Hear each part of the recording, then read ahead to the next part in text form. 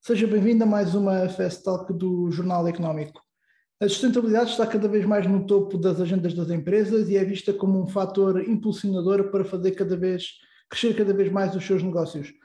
Com base nesta premissa, a IBM Portugal levou a cabo um estudo onde entrevistou mais de 3.000 CEOs a nível mundial para perceber o impacto que a sustentabilidade tem nas suas organizações. Para nos falar sobre este estudo, tenho comigo o Ricardo Martins, presidente da IBM, a quem agradeço a sua presença aqui no Jornal Económico. Boa tarde. Boa tarde. Ricardo, vamos começar precisamente por falar aqui deste estudo. Uma das conclusões foi que quase metade dos entrevistados classificaram a sustentabilidade como uma das principais prioridades das organizações, sendo este um aumento de 37% em relação ao ano passado, onde estávamos ainda a viver em plena pandemia. Este aumento foi um número que surpreendeu-vos ou ficou ainda aquém das expectativas? Muito boa tarde, Rodolfo. Não, foi um número que nos surpreendeu. Tipicamente as grandes prioridades das organizações dos CEOs têm sido outras e a questão da sustentabilidade nunca apareceu nos lugares cimeiros e pela primeira vez, logo após aquilo que é a questão do Customer Experience, da experiência do utilizador e da questão da inovação, trazer mais inovação para os seus produtos e serviços, aparece com 48% o aumento do foco justamente nestas soluções de sustentabilidade e da preocupação com a sustentabilidade dentro das empresas. Portanto, foi uma surpresa.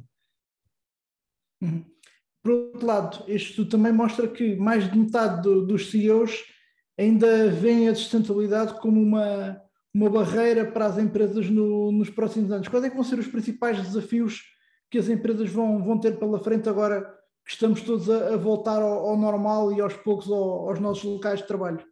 A sustentabilidade é uma preocupação, mas também há alguns desafios que são precisos serem ultrapassados para que a sustentabilidade passe a ser uma realidade. E é essa preocupação que os CEOs também demonstram, não é?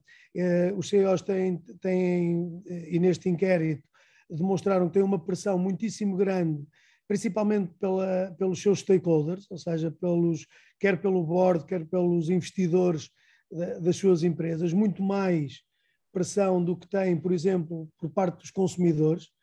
E quando nós olhamos também para outro estudo que fizemos da questão da sustentabilidade, mas mais relacionado com o consumo, nós vimos que mais de 50% dos consumidores dizem que já usam e compram em função da sustentabilidade.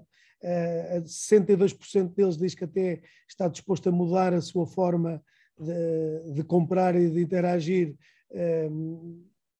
apostando mais nos produtos sustentáveis, mas há aqui realmente algumas barreiras no uso desta sustentabilidade. E em primeiro lugar surge logo a questão dos benefícios económicos, ou seja, há um chamado Return on Investment que não está claro ainda para os CEOs relativamente à utilização de soluções de sustentabilidade. Isto por um lado. Por outro lado, outra das grandes barreiras é a questão do conhecimento que conseguem tirar da informação. Este é um problema que é comum a várias áreas da transformação digital dentro das empresas. Tudo começa na informação e tudo começa nos dados e, portanto, o conhecimento que eles conseguem tirar dessa informação para depois poder ser usado, quer em relatórios, quer em áreas da organização para tornarem os projetos de sustentabilidade uma realidade, é ainda um problema. E por último, a terceira maior barreira que os CEOs veem é também a questão regulatória. Como sabe, a regulação é apertada, vai variando e, portanto, veem também a regulação como uma barreira à adoção destas soluções de sustentabilidade. Portanto, que em resumo, sendo uma das prioridades, e neste caso é realmente o maior desafio que eles veem para as organizações nos próximos 2 a 3 anos, com uma subida de cerca de 19% face ao ano anterior, no que diz respeito a estes grandes desafios em termos de organização nos próximos 2, 3 anos, vêem como número 1, mas ainda há alguns desafios que têm que ser ultrapassados para chegarem a essa realidade. Ou seja, ainda é aqui um modelo, um segmento que ainda está aqui muito numa fase de implementação de estratégia para as empresas. Este modelo híbrido de teletrabalho pode colocar aqui alguma dificuldade nesta estratégia, ou seja, o convencer as pessoas a regressarem ao seu local de trabalho, tem que haver também aqui um trabalho das empresas neste aspecto. Relativamente à sustentabilidade, eu acho que aqui não há relação, até porque quando nós falamos de sustentabilidade, falamos em ESG, onde tem também a componente social. E, portanto, esta questão do teletrabalho também tem uma componente social endereçada muitíssimo forte. E, portanto, eu acho que aqui não há uma relação direta. Agora, quando me fala da questão do retorno ao posto de trabalho face àquilo que eram as situações anteriores, sim, e as empresas estão a ver alguma, não diria uma relutância em mudar, mas alguma dificuldade porque uma nova realidade se deparou para todas as organizações, é que nós conseguimos continuar a dar um serviço com o nível que tínhamos anterior, com alguns dos nossos recursos ainda em teletrabalho, e portanto eu acho que é mais uma nova realidade do que uma relação direta com a questão da sustentabilidade ou de algum destes desafios para esta sustentabilidade. Olhando para o panorama de Portugal, como é que tem visto a adaptação das empresas portuguesas à sustentabilidade? Eu acho que nós já começamos a dar alguns passos muito interessantes nestas áreas.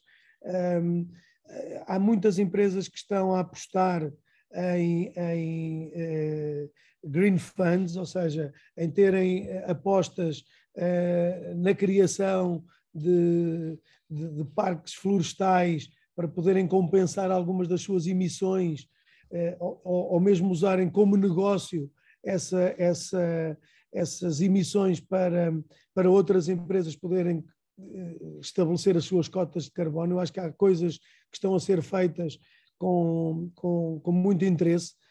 Algumas startups também começam a avançar com modelos nestas áreas, mas sem dúvida nenhuma que ainda é uma área que está a começar e que, portanto, está a dar agora, diria eu, não os primeiros passos, porque é um problema que tem sido e tem estado presente nas agendas das empresas, mas que agora tem uma pressão, como eu dizia, cada vez maior para se tornar uma realidade.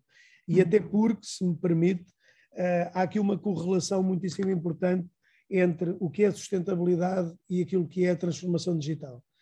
E esta relação, e está demonstrado, e este estudo demonstra exatamente isso, é que quanto mais relação existir entre as ações de sustentabilidade e as ações de transformação digital, maior é aquilo que nós chamamos o outcome em termos de performance de negócio. Portanto, maior é o retorno deste tipo de investimentos e cada vez mais podem tirar retorno destes investimentos, sendo sempre uma preocupação esta correlação entre a sustentabilidade e a transformação digital. Só para finalizarmos aqui esta conversa, se não tivesse aparecido uma pandemia no mundo, a sustentabilidade ainda seria, de alguma forma, um tema tabu ou meio ignorado, por assim dizer? Eu acho que não. Eu acho que a preocupação ambiental e a preocupação dos fatores ambientais sempre esteve presente. É certo que não esteve, nem nunca esteve no lugar em que está hoje nas agendas dos nossos CEOs, mas sempre esteve presente. E, portanto, eu acho que iria sempre acontecer esta preocupação, porque cada vez mais as empresas, as organizações estão preocupadas com os fatores ambientais, com a questão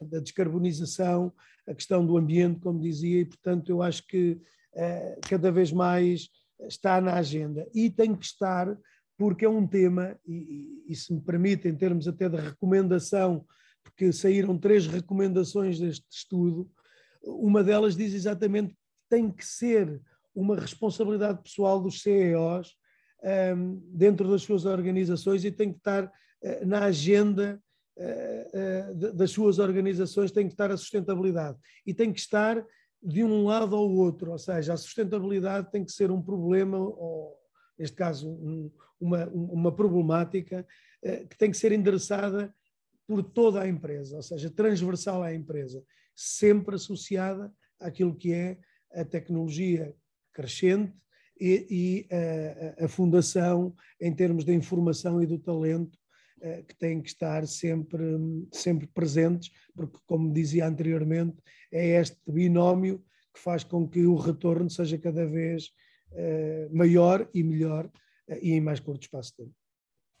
Ricardo Martinho, mais uma vez agradeço-lhe a sua presença aqui para esta entrevista no Jornal Económico e certamente voltaremos a falar em breve, porque, como disse, este tema da sustentabilidade está cada vez mais na agenda e na ordem do dia, por isso certamente não faltarão razões para voltarmos a falar numa próxima oportunidade. Com certeza. Muito obrigado pela vossa disponibilidade também e sempre às ordens, quando quiserem, estamos à disposição. Desse lado, pode seguir estas e outras entrevistas, bem como a restante atualidade noticiosa em jornaleconómico.pt.